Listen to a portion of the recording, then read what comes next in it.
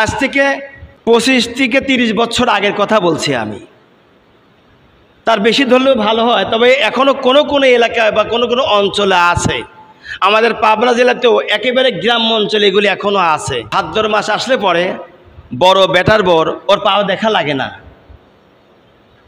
কি ছিল না ছিল না? কথা বলেন। ছিল, বলা লাগবে তো। এটা না করলে এই যুবকেরা জানবে কি করে? ওরা ভাবে বোধহয় হুজুর হুদি হুদিই করছে, হুদি হুদি কবা হুজুরলা, এটা প্রমাণ দলিল নিয়ে কথা বলে। বড় বেটার বোর পাও দেখা লাগে না, এই ভাদ্র মাস তার বাপের বাড়ি থেকে আসুক। তারপরে যখন ছেলে বিয়ে দিত অন্য সময়ে, ওই বড় বেটার বউর জন্য নিজের শাড়ি, বেটার বউ হেঁটে আসবে কোন রাস্তা দিয়ে? যেই পালকির থেকে বউকে নামানো হতো, ওই পালকির থেকে শুরু করে ঘর পর্যন্ত বেটার বউকে ওই শাড়ির পর করে নিয়ে আসতো, হাঁটায় শাড়ির পর করে হাঁটায় নিয়ে আসতো। এরপরে আবার জাহনে ডোলে ধান আছে, বেটা বউক দিয়ে ধান লড়াইতো, বরকত হইব ধান লড়াইতো, ছিল না? এই মতান থাকালে কিন্তু চলবে না, কিন্তু নাকু ফাড়া ফেলা দেবো না কিন্তু।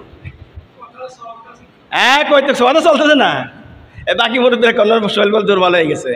যাই হোক, তাহলে ভাইরে আমার, বেটার বকদের দিয়ে ধান লড়াইতো, ডোলের ধান লড়াইতো, যে ধান লাড়ুক বরকত হবে। ধান লড়া শেষ, তখনকে এই বেটার বলে নিয়ে যাও ওখানে, কোথায়? চাউল লড়াও, চাউল লাড়তো, চাউল লড়াই বরকত হবে চাউলে। এরপরে ছেলে যখন মা বিয়ে দিবে, নতুন শাড়ির মধ্যে মা বিবাহিত সন্তান এক জায়গা হতো, হবার পরে মা সন্তানকে গালে দিলে দুধ কলা খাওয়াই দিত। আপনারা খাওয়াইছে, এই দেখেন ধরা পড়ে গেছে। আমি তো হ্যাঁ, এই তো মাশাআল্লাহ, এই তো ধরা পড়ে গেছে, দেখেন শিকার গেল কিন্তু, আপনারা তো দেখতে শিকার গেছে কিন্তু। এরপরে মা আবার সন্তানকে ঠোঁটে মুখে চুমা দিয়েছে, জীবনের শেষ চুমা, আর চুমা দিতে পারবো না। এইসব শিরিক প্রথাগুলো ছিল। আরও প্রথা ছিল, নানি দাদি ভাবিরা, এরা তাগড়া যুবক 15 থেকে 30 বছর বয়স, সর্বনিম্ন 15 বছর ধরি, 15 থেকে 30 বছরের সন্তানকে নানি দাদি ভাবি যারা, তারা হলে পালি করে গোসল করাইতো, কে ঠ্যাং মাসতো, কেউ গা মাসতো।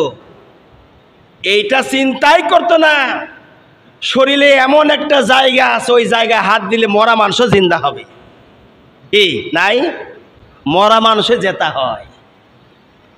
কিন্তু সেই সন্তানকে মাথা থেকে পা তলে পর্যন্ত সাবান দিয়ে ঢলে দিত, গা মোছা দিত।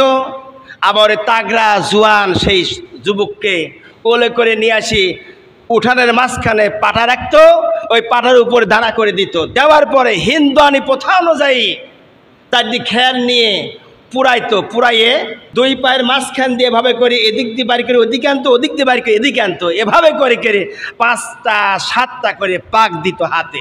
কথা বলেন যুবকেরা, শোনো, মিথ্যা কথা বলছে না, মুরব্বীদের কাছে শোনো, যারা দেখেছে তাদের কাছে শোনো, আমি বানোয়াটি কথা বলছি না। এরপরে ওই যুবককে ক্ষীর খাওয়াইতো, যখন ভাবি নানি দাদির আঙ্গুলের উপরে কামড় মারি দিত। কামড় মারতো না? শয়তানি করে যুবকেরা কামড় মারতো। আবার আর একটা কাজ ছিল, মুসলমানি হলে পরে উঠানের মাঝখানে গর্ত খনন করত। এই গর্ত খনন করার পরে চতুর্থ সাইডে একটা গুটি রাখতো, গুটিটা ঢুকায় রাখতো মাটির মধ্যে, এরপরে খুঁজে যায় বাইক হবে, সেই কামিয়াবি। এইরকম কুসংস্কার কুপ্রথা ছিল। আর এই কুপ্রথাগুলি দূরীভূত করার জন্য রাসূল কারীম সাল্লাল্লাহু আলাইহি সাল্লাম তিনি হাদিস বর্ণনা করেছেন। আজ কোথায় মুসলমান গেছে? সেই গান বাজনা বাজতো 7 দিন ধরে, 1 মাস ধরে, 1.5 মাস ধরে। আগের যুগে ছিল মাইক। কেমন মাইক ছিল জানেন? ওই যে পিঠা আছে না, পিঠা বানাই দেয় না, মাঝে মধ্যে পিঠা খাওয়া ওই গানের কথা মনে হয়। কেন মনে হয়? কলের রেকর্ডের গান, ওইটা গোল গোল রেকর্ডের গান হয়তো, ডেকসেটে যেটা বাজায় ওই রকম গোল গোল কলের গান বাজতো। আমার দাদা লাঠি যায় পিঠায় ধরে ধরে ওই গান বাজানি জেনে, সেখানে নসব অনেক গেছে আমার দাদা। তো ওই কলের গান বাজাইতো, বাজানোর কারণে 15 দিন, 1 মাস, 1.5 মাস ধরে সব গান বাজাইতো।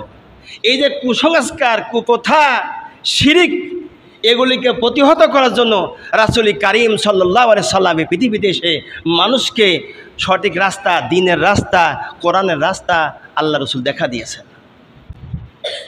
আজকে আমরা সেই শিরিক, কুপ্রথাকে উৎখাত এখনও অনেক মানুষেরাই করেনি। আমি দেখেছি আমার চোখে, নাটোর জেলার এক হাজি মহিলা, বেটা হাজি, মাও হাজি, হাজিনীর ঘরের মধ্যে পুতুল রেখে দিয়ে এই পুতুলকে মাঝে মধ্যে পূজা করে। তাও নওয়াজুবিল্লাহ করবেন না, বাড়ি যায় কেন নওয়াজুবিল্লাহ, নওয়াজুবিল্লাহ বাড়ি যায় কেন, এনে কর দরকার নেই। হাজি মানুষ পুতুল ঘরে রেখে দিয়েছে তার ঘরের মধ্যে বরকতের জন্য। এই কয়দিন আগের কথা বলছি, বেশি দিন না, কিন্তু এই কয়দিন আগের কথা বলছি, 2010 সালের পরে কথা বলছি। আহারে, অনেক অনেক অনেক ত্যাগ তিতিক্ষার মাধ্যম দিয়ে এগুলোকে আমি প্রতিহত করেছি। যুবকদের আমি একটা যুবক সংগঠন তৈরি করেছিলাম, সেখানে সেই যুবকদের সহকারে আমি গিয়ে এগুলো অনেক রাতে রাতে ঘুরে ঘুরে প্রতিহত করেছি।